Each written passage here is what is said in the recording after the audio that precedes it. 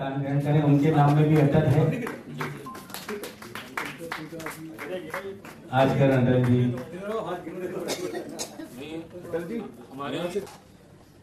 अटल जी का भी स्वागत है।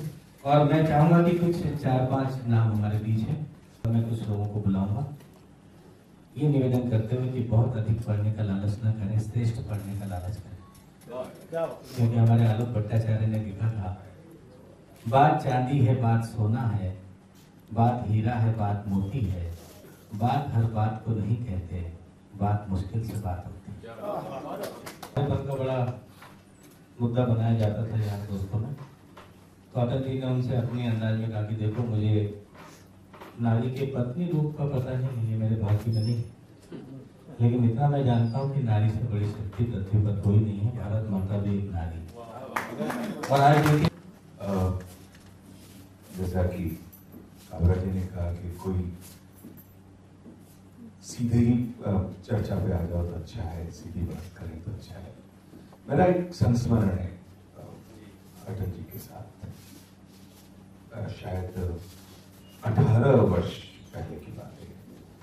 हैदराबाद में मैं मंच पे था, एक स्पेसिफिक सोसाइटी का इंटरनेशनल वर्कशॉप था, जिसमें डिसेबल बच्चे, बहुत सारे डिसेबल बच्चे, हिंदुस्तान के और हिंदुस्तान के बाहर के बच्चे आए हुए थे। मैं उस फंक्शन को एंकर कर रहा था, अटल जी मंच पे थे। एक तो जब वो वहां से क्रॉस कर रहे थे तो मेरे को लगा कोई बहुत बड़ी एनर्जी मेरे आसपास से गुजर गई। I was so charged with this energy. It was just cross किया। उसके बाद मैंने अटल जी को प्रणाम किया और माइक से बोला कि चाणक्य का एक लाइन था, मैंने उस लाइन को दोहराया मंच पे कि राजा होना सुखी होने का मार्ग नहीं है, कदापि स्मरण रहे। चंद्रगुप्त को कहते हैं चाणक्य। तो अटल जी ने बड़ा जोरदार ताली बजाई और बहुत अप्रिशिएट किया। तो मुझे थोड़ी हिम्मत हुई तो एक कविता मैंने भी सुनाई मंच से। तो वो कविता मैं आपके सामने सुनाता हूँ। छोटी सी कविता है। चांदनी की बादली से भरा हो गगन तले, बनी हो मगन मुग्ध नन्ही सी कुटिया। चांदनी की बादली से भरा हो गगन तले, बनी हो मगन मुग्ध नन्ही सी कुटिया। तोतले सुनाती नील पुष्पों से झड़ी छोटी सी फुलवारी हो, सबके घरों में हो किंतु न्यारी। छोटी सी फुलवारी हो, सबके घरों में हो किंतु न्यारी न्यारी। दुबला सा रास्ता, दुबला सा रास्ता हो, सबसे ही वास्ता। शंख बजाता कोई सम्मिलन गाता हो, कोयल गुंजन गान सबको सुनाता हो। चार रोटी तनिक मधु थोड़ी सी दाल हो, सबके घरों में हो किंतु न्यारी न्यारी। चांदनी की बादली से भरा हो। और वो वहां से जिस कुर्सी पे बैठे हुए थे वो आए, मेरे पास आए, मैंने चरण छुआ, उनका स्पर्श आज तक मुझे याद। वहां पे लोगों ने, आयोजकों ने भी कहा, मधु जी ने मुझसे पूछा कि तुम्हारी ऐसी हिम्मत कैसे बढ़ गई। तब मुझे भी ख्याल आया, मैंने इतना बड़ा मजाक किया है, लेकिन अटल जी एक ऐसा व्यक्तित्व हुए जिनसे मैं कभी मिला नहीं, इसके बावजूद भी एक आत्मीयता कायम हो चुकी थी उनमें। तब मैं वो मजाक कर पाया था। हुआ ये था कि कवि सम्मेलन शुरू होते ही वो पहुंच गए थे, और जैसे वो अलग कुर्सी रखी हुई आदित्य पार्क से, वैसे ही उस दिन उनका अलग से एक मंच बना हुआ था साइड में। इधर हम 6 कवि थे मधुप जी के साथ में, और उधर वो उस पर जाके बैठे थे। आते ही सबने प्रणाम किया वगैरह, कवि सम्मेलन शुरू हुआ। मेरा नंबर 30 नंबर पर था कवि सम्मेलन में। तो वो चीफ गेस्ट थे और मधु पांडे जो थे वो संचालक थे।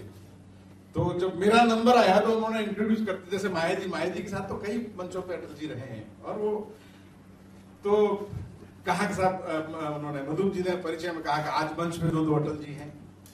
एक अटल जी वो जो मुझसे बड़े हैं, एक अटल जी वो जो मुझसे छोटे हैं। ये मुंबई से आए हैं, मैं इनको बुलाता हूँ, आइए अपना।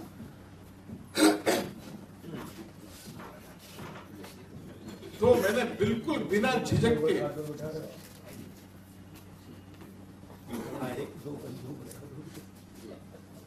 स्वागत है अरुण जी। जी तो बिना झिझक के मैंने शुरू में भिड़ते ही, क्योंकि मुझे जोक वोक सुनाने आते नहीं कवि सम्मेलनों में, तो ऐसी कोई एक आध पंक्ति बोल के अटेंशन लेके अपना काव्य पाठ शुरू कर देता हूँ।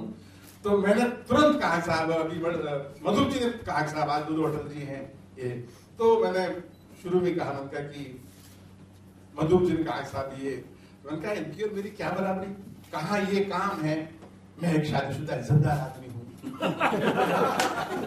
ये कहते ही मैं कह तो गया, और अटल जी ने बिना एक सेकंड देरी लगाए ऊपर हाथ करके जो ताली बजाई जोर जोर से, और पूरा पंडाल तालियों में भर गया था। तो वो मेरा पहला, वो एक ही मंच हमने सजा किया था, और उसके बाद में जब मैं बैठा तो मुस्कुरा के मेरी तरफ दिखाई, और वो मुस्कुराहट मुझे आज भी बहुत मुझे आशीर्वाद की तरह लगती है। तो ये एक छोटी सी घटना थी जो हमें एक समानता नहीं थी साहब, मैं शादीशुदा इज्जतदार आदमी, लेकिन एक बाद में समानता निकली। कुछ वर्ष बाद में अटल जी बॉम्बे आए और सेंट्रल होटल में रुके थे, और ये खबर मुझे किसी महिला ने दी। क्या आपको पता है अटल जी यहाँ बॉम्बे में आजकल, आज बॉम्बे में आए हुए हैं? मैंने कहा आपको कैसे मालूम पड़ा? बोले मुझे उन्होंने फोन करवाया। तो फिर एक समानता निकली हम दोनों, अटल जी और मुझमें, कि उनको भी महिलाएं बहुत पसंद थी और मुझे भी महिलाएं बहुत पसंद थी। उसके बाद में फिर हमारे सब कवि मित्रों को पता है, मैंने एक छोटी सी वार्ता तैयार कर ली थी कि हमने क्या क्या समानताएं हैं। असमानता तो एक ही है, लेकिन समानता क्या क्या है हर मंच में मैं बदलता रहता था। तो वो मेरे कवि मित्र जानते, समानता मैं बताया करता था कि हम दोनों में बहुत सी समानताएं हैं। उनके नाम में भी अटल जुड़ा हुआ है, मेरे नाम में भी अटल जुड़ा हुआ है। वे भी कविताएं लिखते हैं, मैं भी कविताएं लिखता हूँ। वे भी कभी एवरेस्ट पे नहीं चढ़े, मैं भी कभी एवरेस्ट पे नहीं चढ़ा, बराबरी का मामला है। वे जब जब भी मुंबई आते हैं तो मुझसे मिलने के लिए मेरे घर नहीं आते। मैं जब जब भी दिल्ली जाता हूँ उनसे मिलने के लिए घर नहीं आता। बिल्कुल बराबरी का मामला है। फिर वो प्रधानमंत्री पद से हट गए तो कहने लगा आजकल वो भी प्रधानमंत्री नहीं है। मैं तो कभी भी प्रधानमंत्री नहीं था। बिल्कुल बराबरी का मामला है, लेकिन दो बातों में बराबरी नहीं है। वो ये कि मैं एक तो शादीशुदा इज्जतदार आदमी हूँ, और दूसरा ये कि मेरे घुटने ठीक ठाक। तो एक दूर से ही जैसे सूरज और चांद से हमारा रिश्ता बन जाता है, ठीक अटल जी वैसे ही थे जिनसे एक रिश्ता सा बन गया था। अभी पिछले साल मैंने एक कविता लिखी थी, उसमें अटल जी का जिक्र है। पूरी कविता नहीं, 3 पंक्तियां जो उसमें है मैं आपको सुना रहा हूँ अटल जी के।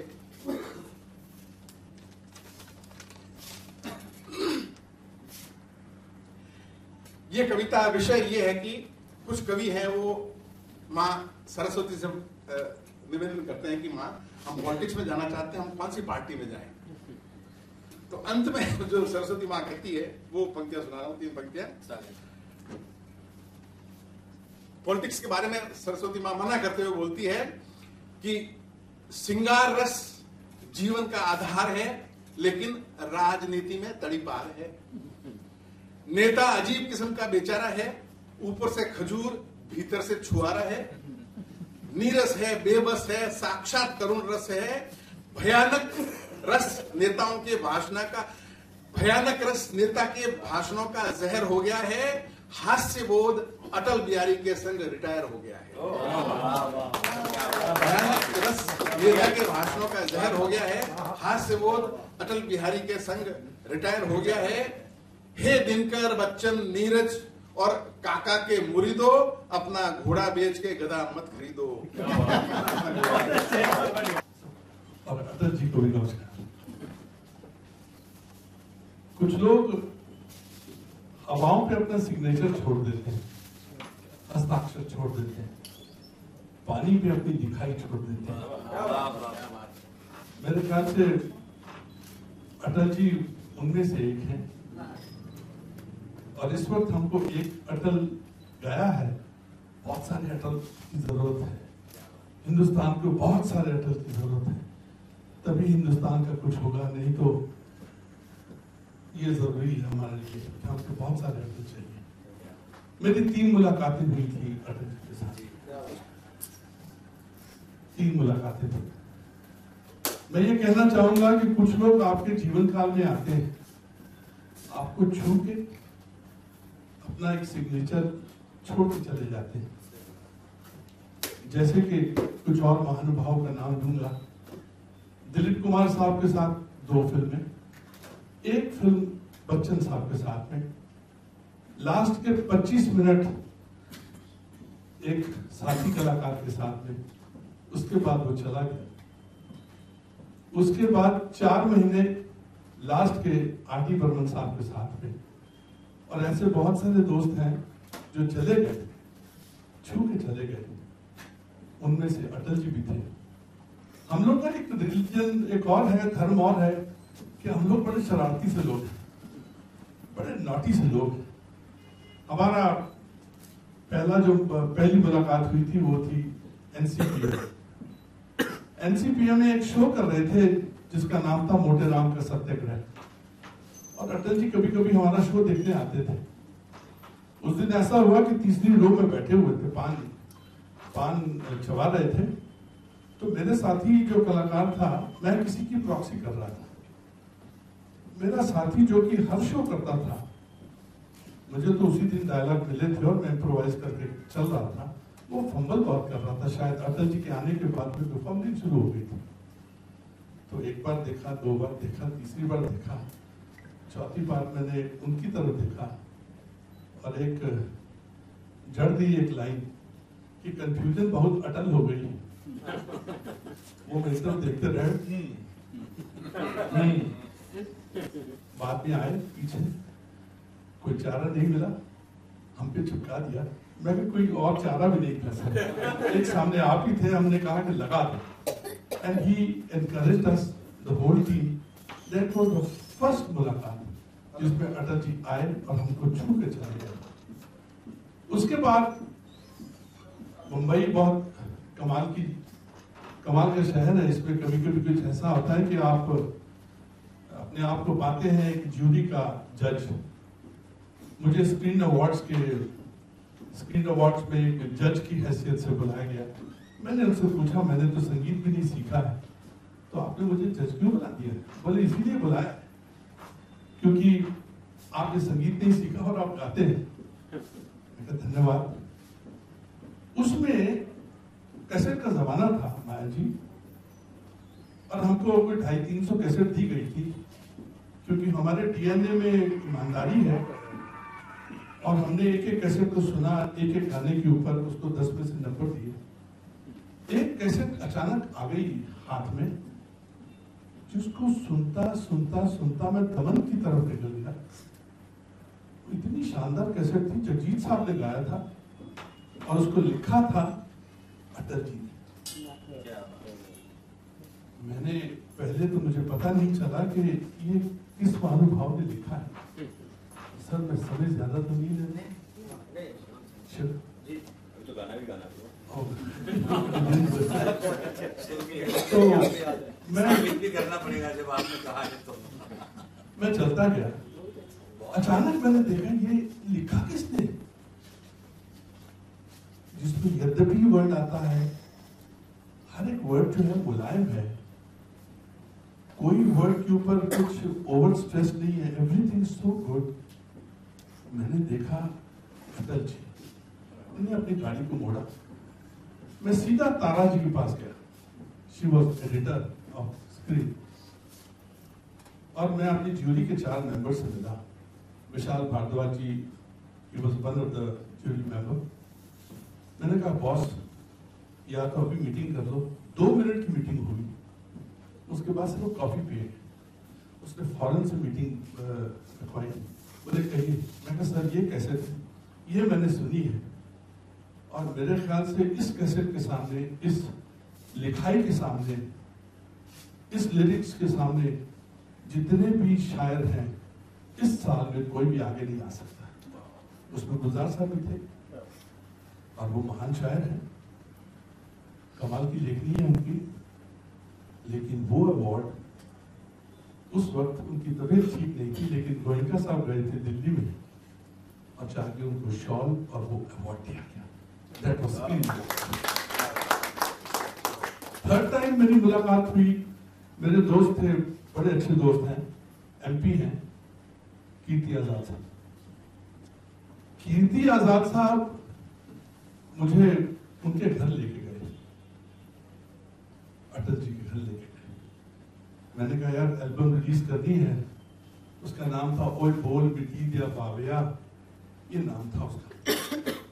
क्योंकि कुछ जमाने ने ट्रांजेक्शन दी थी और हमने कहा कि कुछ एक एल्बम भी की जाए, तो मैंने उनको एल्बम अपनी प्रेजेंट की। मैंने गाना तो गा दिया, बोल मिटी दिया बाबिया, तेरे दुखा ने मार मुका लिया, मेरा सोना माही आजा हो, बूहे अगे लावा बेरियां, गल्ला घर घर होण तेरियां मेरियां, मैनू शक्ल विखा जा आजा हो। अटल जी ने वो गाना सुना, सारे गाने सुने, अपनी सहमति दी, आशीर्वाद दिया। अब जो मैं बात कहना चाह रहा हूं आपसे, मुझे पता नहीं था कि बोल मिट्टी दिया बाबिया का संदर्भ क्या है, इसकी बैकग्राउंड क्या है, पृष्ठभूमि क्या है। मुझे उन्होंने बोला कि आपको पता है इस गाने की पृष्ठभूमि क्या है? मैं कहा नहीं सर। अब उन्होंने, ये मोमेंट है जहां मैं गा सकता हूं, इजाजत है? मार मुका लिया, मेरा सोना माही आजा। तो इसकी पृष्ठभूमि ये है। अब शुद्ध हिंदी में लिखने वाले एक कवि, एक शायर, वो पंजाबी के बारे में बता रहा है। बोले फर्स्ट वर्ल्ड वॉर में जब हिंदुस्तानी लोग हिंदुस्तानी सेना बाहर गई थी, जब हम लोग अंग्रेजों के गुलाम थे, तो उस वक्त पंजाब से जितने भी जवान गए थे बाहर, जितने भी गए थे, उनकी बीवियों को कहीं ना कहीं ऐसा लग रहा था कि शायद वापस ना आए, महायुद्ध है। ये बकौल अटल जी के। तो एक मिट्टी का बाबा बनाती थी, उससे बात करती थी, मिट्टी के बाबे से। अब आप इसको फिर देखिए, मिट्टी का बाबा बनाया,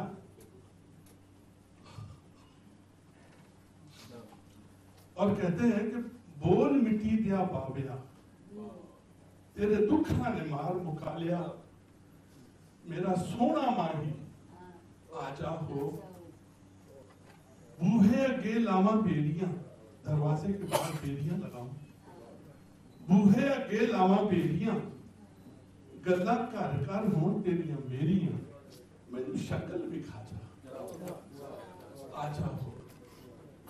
ये वो बोलते जा रहे थे और उनकी आंखों में नमी थी। बोले ये इसकी पृष्ठभूमि है, ये लोगों के डीएनए में पहुंचा हुआ है, उस जनरेशन के, उसकी बाद की जनरेशन के। हर दशक में जितनी भी जनरेशन आती है, उनमें से एक परसेंटेज लोग हैं वो उसको गुनगुनाते हैं, बोल मिट्टी दिया बाबिया। ये मेरी 3 मुलाकातें थी।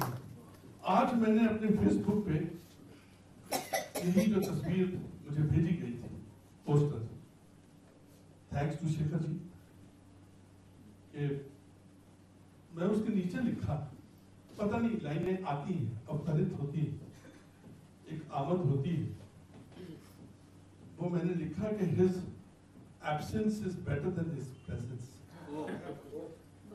ये बहुत बढ़िया बात कही आप। हो गई, ये आ गई। His absence is bigger than his presence।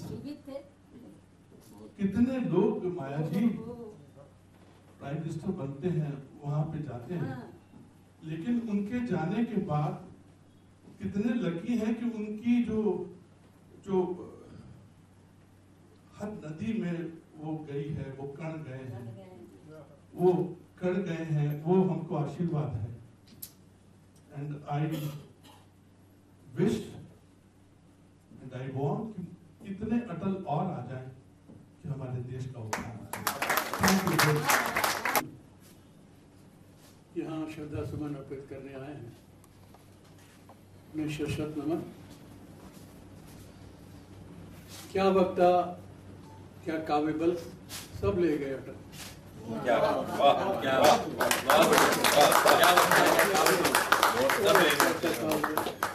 सब ले गए अटल। सच है कि रसघट रीत गया, युग पुरुष गया, युग बीत गया। सच है कि रसघट रीत गया, युग पुरुष गया, युग बीत गया। तेरा व्यक्तित्व विराट रहा, तेरा व्यक्तित्व विराट रहा, तेरा कृतित्व महान रहा। तेरा व्यक्तित्व विराट रहा, तेरा कृतित्व महान रहा। तू सहज सरल, तू सफल सबल, ओ अटल अटल। दोस्तों, मैं तो कोई कवि नहीं हूँ, छोटा सा कलाकार हूँ, पहले पानी लेकिन मुझे ये कहते हुए बड़ी खुशी हो रही है कि जिनके लिए आज हम यहाँ इकट्ठे हुए हैं, मुझे उनके समय में जन्म लेने का सौभाग्य मिला, उनके साथ काम करने का सौभाग्य मिला। ये मेरी नियति ही थी कि रात के 1:10 पे देश का प्रधानमंत्री मुझ जैसे छोटे से कलाकार को फोन करे और मुझे कहे कि मैं अटल बिहारी वाजपेयी बोल रहा हूँ। मैंने बोला भैया मैं शूटिंग से आया, मैं थका हुआ हूँ, मजाक मत करो यार, फोन रख दो। भाई मैं अटल बिहारी वाजपेयी बोल रहा हूँ। मैंने कहा देश का प्रधानमंत्री। मैंने कहा सर प्लीज डिस्टर्ब मत करो यार, मैं बहुत थका हुआ है, सुबह से शूटिंग से निकला था, अब फोन रख दीजिए। फोन रख दिया गया। 5 मिनट के बाद प्राइम मिनिस्टर ऑफिस से फोन आया कि अटल जी आपसे बात करना चाह रहे हैं, आप उनको मना कर रहे हैं। मेरे होश उठ गए। देश का प्रधानमंत्री एक छोटे से कलाकार मुझ जैसे बंदे के घर पे लैंडलाइन पे फोन कर रहा है। कहां से नंबर निकाला, कैसे बात किया, रात के 1:10। मेरा आदेश है भारतीय जनता पार्टी ज्वाइन करो। मुझे माननीय प्रमोद महाजन जी के रास्ते से दिल्ली ले जाया गया, सीधा प्रधानमंत्री निवास पे। और लोग कहते हैं मैं प्रधानमंत्री निवास में गया, मुझे पहली बार एहसास हुआ कि प्रधानमंत्री निवास जाने के लिए कितने कठिन रास्तों से गुजरना पड़ता है, किस किस फॉर्मेलिटीज को पूरा करना पड़ता है। जब मैं फाइनली वो सीढ़ियां चढ़ के उस हॉल पे पहुंचा तो उनके सेक्रेटरी थे मिस्टर सिंह, मुझे याद है YPC या BPC कुछ नाम था, वो आए और उन्होंने कहा welcome to prime minister house, he is waiting for you. देश का प्रधानमंत्री मेरे लिए इंतजार में। I was shocked.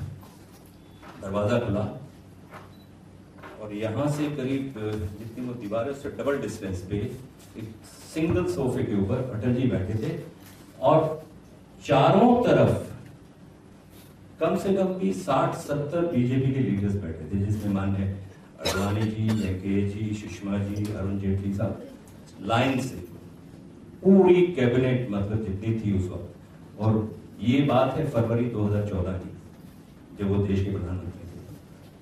उन्होंने नीली जर्सी पहनी हुई थी, धोती पहनी हुई थी और कुर्ता लंबा पहना हुआ था। मुझे देखे और खड़े हो गए, जैसे वो खड़े होते तमाम बाकी लोग खड़े हो गए। और उन्होंने वहां से मुझसे, मैं जब 20 फीट हुआ उनसे, उन्होंने मुझसे कहा आओ युधिष्ठिर महाराज। ये नाम से संबोधित करते थे। पूरे जीवन जो है अनगिनत मुलाकातें, तो ये पहली मुलाकात है। मैं गया उनके चरण छुआ तो उन्होंने कहा नहीं तुम धर्मराज हो, पाप मत करो, ये पाप मत करो। देखिए मैं कभी कभी अचंभित होता हूं कि इतना बड़ा व्यक्तित्व, कुछ कहने लायक ही नहीं उनके विषय में, मतलब द अल्टीमेट। और वो व्यक्ति मुझ जैसे छोटे से कलाकार के बारे में इतने बड़े बड़े बातें करता हूं, मैं हैरान होता हूं, आज भी हैरान होता हूं। ये शायद नियति थी। लेकिन मुझे एक याद है 92 में वीडियो मैगजीन आया करती थी लहरें, उसमें जब महाभारत समाप्त हुआ था तो महाभारत उसके एंड में कुछ खास लोगों के इंटरव्यूज थे। उसमें माननीय अटल जी का एक इंटरव्यू था और उससे पत्रकार ने पूछा था कि महाभारत के अंदर आपका फेवरेट किरदार कौन है। ये मैंने देखा था उस वक्त 92 में, और ये बात है 2004 की। तो उन्होंने कहा था भाई युधिष्ठिर ने कमाल किया है, वो जो कलाकार है, क्या नाम है उनका, गजेंद्र चौहान। ये इतनी याद थी सिर्फ मुझे, और गैप था करीब करीब 12 साल का। और मैं 92 से पार्टी के लिए काम करता था, लेकिन पार्टी का सदस्य नहीं था। ये उनकी जानकारी में था। और ऐसा मौका जब आया तो उन्होंने मुझे आदेश दिया, और उनके आदेश को तो मुझे नहीं लगता इस देश के अंदर किसी के अंदर ताकत है जो कहे कि नहीं मैं पार्टी ज्वाइन नहीं करूंगा या देश के लिए काम नहीं करूंगा। और उन्होंने उस वक्त, मुझे आज भी एहसास होता है, मेरे दोनों कंधों पे दोनों हाथ रख के कहा था, युधिष्ठिर महाराज ये कंधे मजबूत रखना, बहुत वजन आएगा।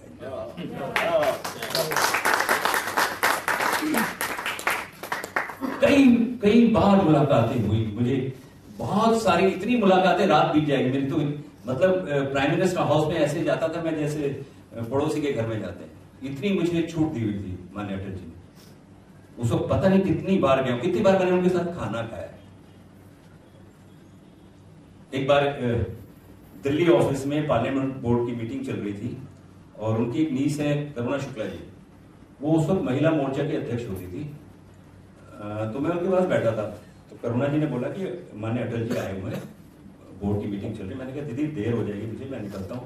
बोले नहीं इंतजार करो, मिलके जाना, अभी खत्म होने वाली है मीटिंग। थोड़ी देर में संदेश आया कि मीटिंग खत्म हो गई और अटल जी निकलने वाले हैं। तो मैं बाहर आके खड़ा हो गई, जैसे 2 कैमरे यहाँ लगे, वहां लाइन लगी हुई थी कैमरेज की, जो हमारा पुराना 11 अशोका रोड का ऑफिस है, तो वहां कम से कम 100-150 कैमरे लगे हुए थे, क्योंकि अटल जी आने वाले थे। उस वक्त तक इलेक्शन हार चुके थे 2004 का। तो उनके लिए एक लंबी काली गाड़ी थी, उसमें एक विशेष सीट बनवाई गई थी ताकि वो आराम से उसमें पीछे बैठ सके। तो धीरे धीरे अटल जी गाड़ी के पास आए, पीछे एकदम साथ में अडवाणी साहब थे। तो मैं जैसे कैमरे उसके पीछे खड़ा था, तो अशोक सिंघल एक पत्रकार हैं, जी टीवी में थे, अभी शायद आज तक पे हैं, वो मेरे बाजू में खड़े थे, मैं उनके बिल्कुल पीछे खड़ा था। तो अटल जी आए और देखा सब पत्रकारों को, कैमरे की तरफ देखा, और गाड़ी में आधी शरीर जो है गाड़ी में गया, पता नहीं उनको क्या याद आया, वापस बाहर आए और फोकस करने लगे मुझे। तो अशोक सिंघल ने बोला कि आपको देख रहे हैं। मैंने कहा नहीं यार, मैं कहा यहाँ से इतनी दूर, 70-80 फीट का डिस्टेंस होगा, ज्यादा होगा, 100 फीट के करीब होगा। तो उन्होंने इशारा किया मुझे फिर भी विश्वास नहीं हुआ। अशोक सिंघल ने बोला आपको बुला रहे हैं। मैंने कहा नहीं भाई, मुझे क्यों बुलाएंगे यार। दूसरी बार इशारा किया, मैं फिर भी खड़ा रहा। तीसरी बार इशारा किया अटल जी, तो मुझे लगा कि वाकई में इधर तो कोई है नहीं, सारे पत्रकार हैं, एक आदमी को विशेष तौर पे वो इशारा कर रहा है। तो अशोक सिंघल ने मेरे बोला आपको बुला रहे हैं, जल्दी जाइए। तो मैं बैठा करके वो 100 फीट, मैंने ऐसा लगा 10 फीट में मैंने भाग के कवर की। मैं गया, मैंने चरण छुए, आओ युधिष्ठिर महाराज, सब कुशल मंगल। मैंने कहा सब आशीर्वाद, अब मैं आराम से मर सकता हूं, धर्मराज मुझे यही मिल गए। मतलब मैं कभी कभी अचंभित होता था कि उनकी बातों में मृत्यु शब्द हमेशा, उनकी कविताओं में भी कई जगह उन्होंने जिक्र किया है। वो लिखते थे, मेरे पर्सनल एनकाउंटर्स बहुत हैं अटल जी के साथ, बहुत, मतलब मैं रात निकाल दूंगा सुना सुना के। और मैं अक्सर शायद अकेला व्यक्ति हूंगा पूरी पार्टी के अंदर में। आज मैं आपको ये बात शेयर करूंगा आपसे, जो उनके गाल पे हाथ लगा के बात करता था। उनका जो बायां गाल था उसमें मेरा दायां हाथ टच होता था और बात करता रहता था। ये पिता पुत्र का स्पर्श होता था, मुझे लगता था ये पिता पुत्र का जो स्पर्श है वो आज भी मुझे एहसास होता है। और कभी मना नहीं करते थे।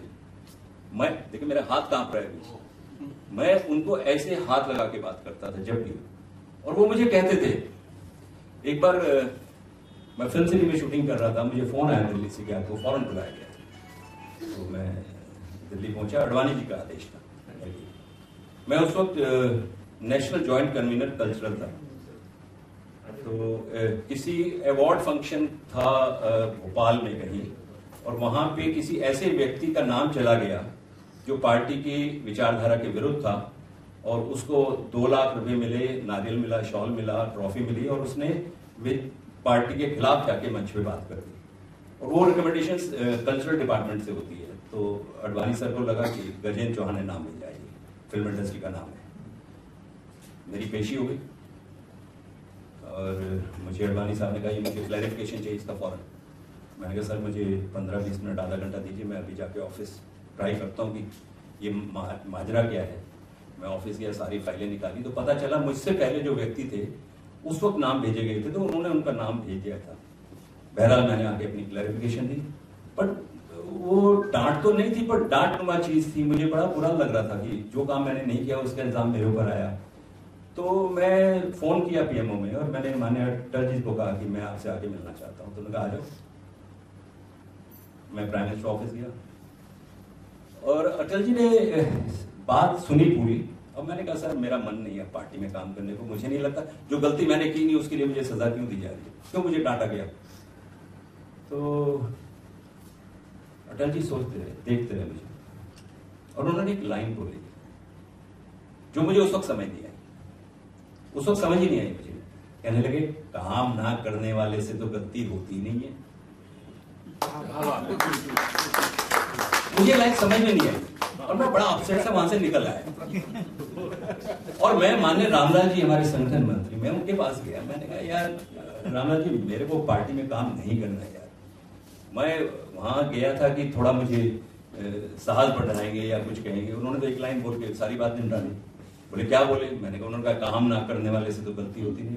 बोले समझो इसका मतलब, इसका मतलब तुम काम कर रहे हो और काम कर रहे हो तो गलती होगी।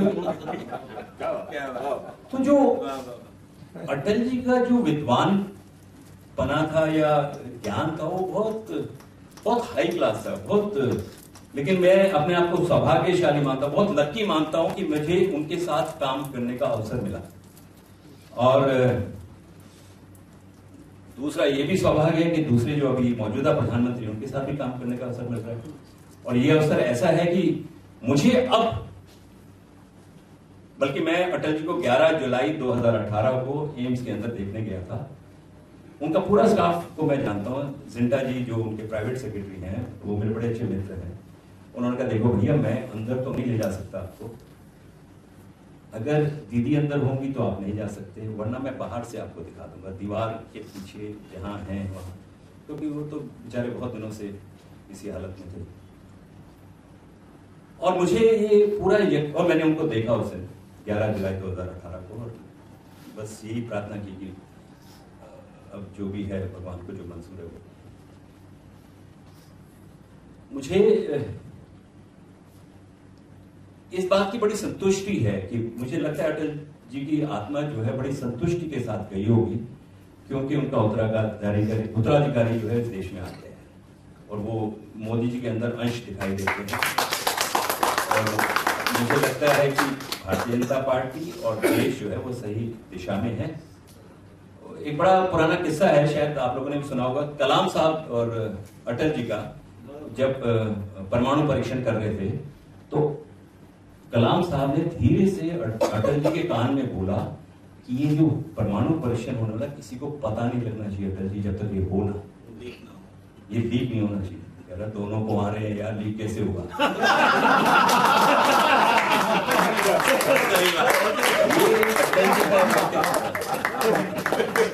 उनकी सेंस ऑफ ह्यूमर तो माशाल्लाह वाह। और मैंने बहुत सौभाग्य, मैंने बहुत शेयर किया, बहुत मजे में उनसे बातें करता था।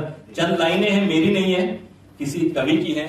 हमारे मित्र हैं पिलखवा से नरेंद्र गोयल जी, शायद बहुत खूबसूरत लिखते हैं। उन्होंने लिखा है, मैं वो लेके आया हूं, वो शेयर करना चाहूंगा। सबके दिलों पे करते रहे राज अटल जी, सबके दिलों पे करते रहे राज अटल जी, कवियों के सदा तुम तो रहे ताज अटल जी। मां भारती भी तुम पे करे नाज अटल जी, हमको अकेला छोड़ के चले गए आज अटल जी। लेके जन्म फिर से यहां, लेके जन्म फिर से यहां आओ अटल जी, हिंदी के गीत फिर से यहां गाओ अटल जी। संदेश भाईचारे का तुम लाओ अटल जी, सूरज की तरह रोशनी फैलाओ। मेरे पास उनकी यादें बहुत है, समय का अभाव है थोड़ा, नहीं तो बहुत इंटरेस्टिंग किस्से हैं। और मैंने बहुत अच्छा वक्त जो है उनके जन्मदिन पे हमेशा मैं उनको बधाई देता था। और बीच बीच में जिस दिन मन करता था मैं फोन करता था, और मैं जिंटा को, सुभाष को या शिव कुमार जी को फोन करके कहता था कि प्लीज मेरा संदेश जो अटल जी तक पहुंचा देना। और वो संदेश पहुंचता था और वहां से भी रिवर्ट होके बात आती थी, तो बहुत खुशी की बात है। और दोनों रिकॉर्ड ब्रेकिंग प्रधानमंत्री जो है, उन दोनों के साथ मुझे काम करने का अवसर मिला। और एक ऐतिहासिक दृश्य जो आप लोगों ने देखा, इस देश के अंदर 1947 के बाद पहली बार प्रधानमंत्री किसी शव यात्रा में पैदल चले, ये अपने आप में एक रिकॉर्ड है। सारी सुरक्षा दांव पे लगाते हुए दरियागंज की गलियों से निकलते हुए, मतलब ये बहुत ही खुशी की बात है कि वो व्यक्ति भी जो आज देश की बागडोर जिसके हाथ में, वो हमारे जैसा ही कोई है। तो इससे अच्छे दिन और क्या।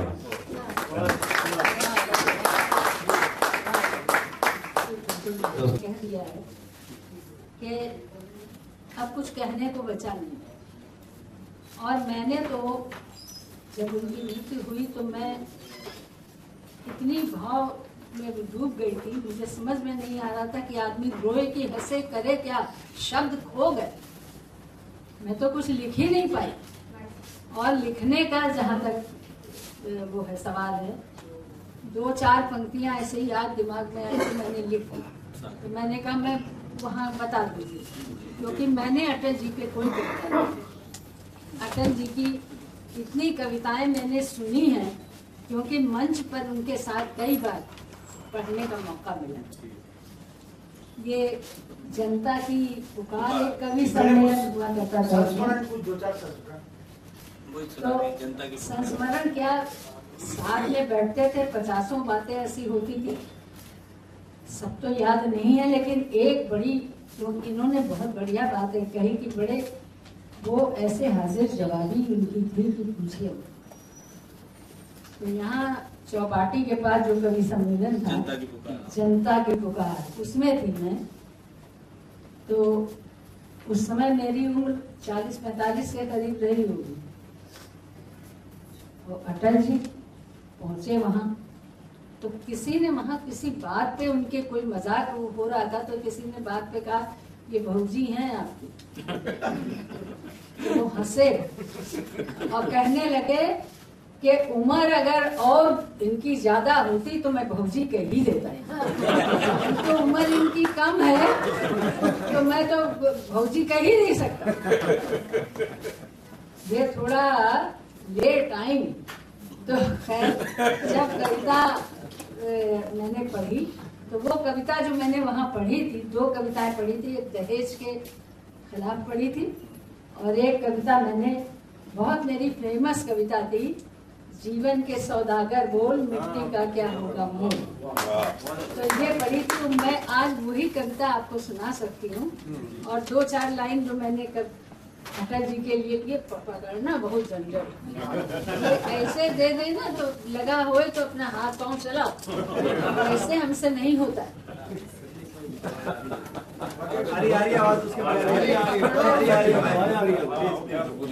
या बिना इसके भी पढ़ सकते हैं।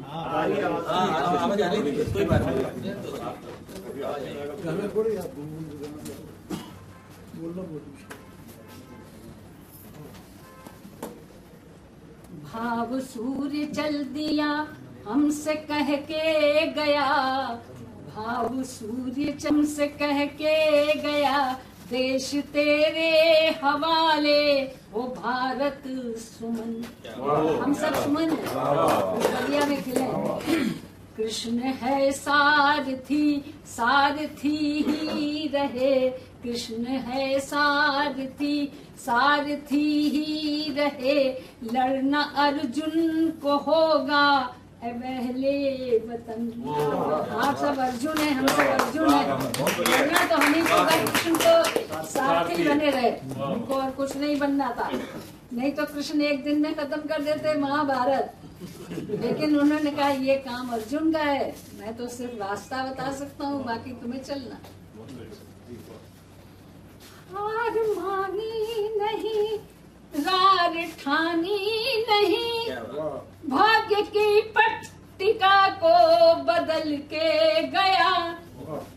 हार मानी नहीं, रार ठानी नहीं, भाग्य की पट्टिका को बदल के गया। व्यर्थ के अर्थ सारे बदल के गया, संग मृत्यु के मन से वो चल के गया। गया है वो आएगा फिर लौट कर। हम सब की आत्मा में आ जाएं, घुस जाएं अटल जी। और देखिएगा हमारे जो आज के भी प्रधानमंत्री हैं वो कोई उनमें वही सब जो इन्होंने कहा वो अंश है उनके, वही उत्तराधिकारी हैं, वो भी उसी राह पे चल रहे हैं। हम लोग में असल में क्या है, बहुत सी चीजें ऐसी हैं जो हम जीवित रहने पर नहीं याद करते, मरने के बाद उसको याद करते हैं। और मरने के बाद लोग याद करते हैं। हम लोग जब वो जीवित थे तब कविता की कोई भी गोष्ठी ऐसी नहीं हुई कि अटल जी को भी हम लोग इनवाइट करते, बुलाते और कविता सुनते उनकी। तब किसी ने ध्यान नहीं दिया, सिर्फ राजनीति पे ध्यान दिया लोगों ने। आज हम उनको याद कर रहे हैं, उनकी कविता सुन रहे हैं। कह गया है वो आएगा फिर लौट के, रखना अपना संभाले ये प्यारा चमन, रखना अपना ये प्यारा चमन, देश तेरे हवाले, देश तेरे हवाले ए भारत सुमन, देश तेरे हवाले है भारत सुमन। लेकिन मैं अब वो रचना इसलिए कि वो वही उस मंच पे पढ़ी थी मैंने जब अटल जी थे, तो उन्होंने बहुत इसकी पढ़ाई की और बहुत मुझे शाबाशी दी थी कि बहुत अच्छी रचना सुनाई। क्योंकि मैं निवेदन है कि आज के बाद जब कभी भी अटल जी का हम नाम लें तो भूतपूर्व प्रधानमंत्री नहीं, अभूतपूर्व प्रधानमंत्री। चलिए smile please. Madam camera look, camera look, जी आपने बहुत बड़ा काम किया। Madam camera look, camera look.